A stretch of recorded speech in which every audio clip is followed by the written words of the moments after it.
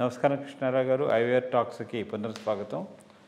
ఇప్పుడు చాలా కీలకమైనటువంటి విషయం, అందరికీ ఆవేదనని గురి చేస్తున్నటువంటి విషయం ఏంటంటే, భారత్ పాకిస్తాన్ల మధ్య వైరం వచ్చిన తర్వాత పాకిస్తాన్ ఇదివరకు నుంచి తెలుసు, వాళ్ళ మినిస్టర్ ఒప్పుకున్నాడు, మేము ఉగ్రవాదాన్ని అమెరికా వాళ్ళ దేశాల యొక్క విష్ని చేయడం కోసం చేస్తూనే ఉన్నాము అనేటువంటి విషయం. మరి అట్లాంటి పాకిస్తాన్ ఒప్పుకున్న తర్వాత కూడాను ఐక్యరాజ్య సమితి ఉగ్రవాద నిరోధక కమిటీల్లో పాకిస్తాన్ కీలక పదవి పొందడంలో ఉండే ఆంతర్యం ఏమిటి?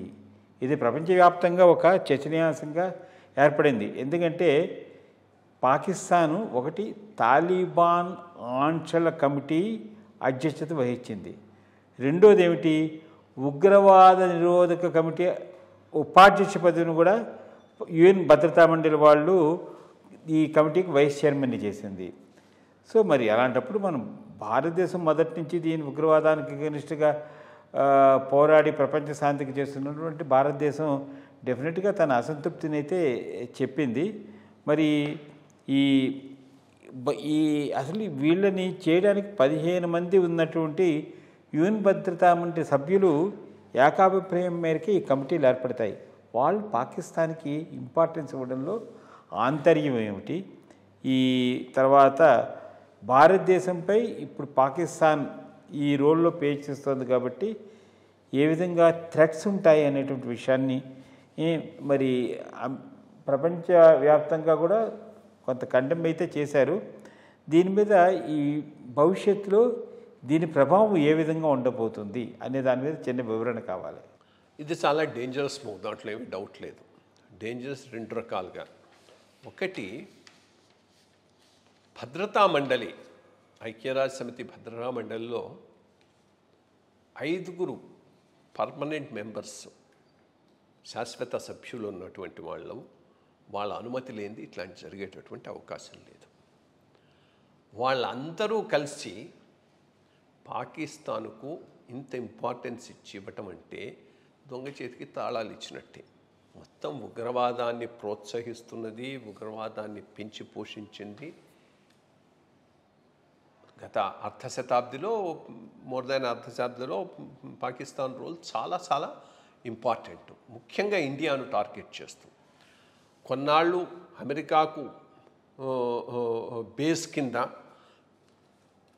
అటు తాలిబాన్తో సంబంధాలు పెట్టుకొని వాళ్ళను మోసం చేసి వీళ్లను మోసం చేసి అంతా మొత్తం మీద ఉగ్రవాదానికి బేసిస్ అవుతున్నది తాలిబాన్. ఒసామా బిన్ లాడెన్కి అన్నాళ్ళు స్థావరం ఇచ్చి ఉన్న విషయం ఎవరికి చెప్పనేది పాకిస్తాన్.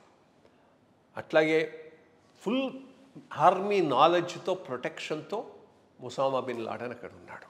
సో అంత డేరింగ్గా వీళ్ళందరికీ ఇది ఇచ్చింది. అట్లాగే ఐసిస్, ఈ జమాయితే, ఈ ఇండియాలో పనిచేస్తున్న రకరకాలైనటువంటి ఉగ్రవాద ఆర్గనైజేషన్స్, లష్కరీ తోయిబా, ఇటువంటి వాటికన్నిటికీ అక్కడి బేసు. దానికంతా ముఖ్యులైనటువంటి టెర్రరిస్టులందరినీ అసైలం ఇచ్చి అక్కడే ఉంచుకుంటారు. వాళ్ళకి ఇన్ఫ్యాక్ట్ ప్రొటెక్షన్ ఇస్తున్నారు. పాకిస్తాన్ వాళ్ళందరికీ ప్రొటెక్షన్ ఇచ్చి వాళ్ళందరినీ రక్షిస్తుంది. అట్లాంటి దేశానికి అండర్గ్రౌండ్ డాన్స్, కరెక్ట్, వాళ్ళందరూ అక్కడే ఉన్నారు. Absolutely, including with Dawood Ibrahim. So అటువంటి వీళ్ళందరికీ, హఫీజ్ అహ్మద్ అని వాళ్ళు చాలామంది ఉన్నారు.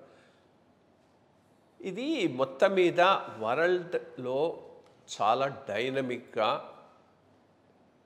నీచ రాజకీయాలు నడుస్తున్నాయనేది మాత్రం వాస్తవం. చైనా, అమెరికా, రష్యా కలిసి ఏదో ఒక రకమైన అగ్రిమెంట్కి వచ్చి ఉంటారు. ఎప్పటికైనా కానీ ఇండియాను ఎదగకుండా చూడాలి, ఇండియాకు పర్మనెంట్గా ఏదో ఒక ప్రాబ్లం క్రియేట్ చేయాలి. బికాస్ ఇండియా బాగా ఎదిగితే ఇంకో పవర్ సెంటర్ ఒకటి తయారవుతుందని. వాళ్ళు ఆల్రెడీ పవర్ సెంటర్స్ కాబట్టి ఇంకోటి రాకుండా చూసుకోవటానికి. దాంట్లో భాగంగానే పాకిస్తాన్ను బాగా ప్రోత్సహిస్తున్నాయా? ముఖ్యంగా చైనా, అమెరికా రోల్ తప్పకుండా ఉంటుంది. చైనా, అమెరికా కన్సెంట్ లేకుండా ఇటువంటి ఇంపార్టెంట్ కమిటీస్కు ఇంత బ్యాడ్ ట్రాక్ రికార్డు ఉన్న దేశాన్ని అధ్యక్షులుగా నియమించడం అనేది జరిగి ఉండేది కాదు. సో ఇది చాలా చాలా ఒక రకంగా వార్నింగ్ టు ఇండియా. సో చాలా ఈ ఈ అగ్రదేశాల్లో వేటిని నమ్మటానికి వీల్లేదు. అమెరికాను నమ్మటానికి వీల్లేదు, చైనాను నమ్మటానికి వీల్లేదు, రష్యాతో కూడా జాగ్రత్తగా ఉండాలి అనేటటువంటి దానికి ఇది ఒక సూచన. ఇన్ఫ్యాక్ట్ ఆ 5 కదా మొదటి నుంచి ఐక్యరాజ్య సమితిలో సెక్యూరిటీ కౌన్సిల్గా వీటో పవర్తో ఉన్నటువంటి 5, ఈ 3 ప్లస్ ఇంగ్లాండు, ఫ్రాన్సు. సో వీళ్ళందరి అనుమతి లేకుండా అయితే ఇది అయ్యి ఉండేది కాదు. కాస్త డిప్లొమాటిక్గా అయితే పెద్ద సెట్ బ్యాక్ ఇండియాకు. దీనిని ఏ రకంగా ముందుకు తీసుకుపోయి వాళ్ళ ప్రాధాన్యం తగ్గించేదాననే దాని మీద బాగా ఇండియా కృషి చేయాల్సిన అవసరం అయితే ఎంతైనా ఉంది.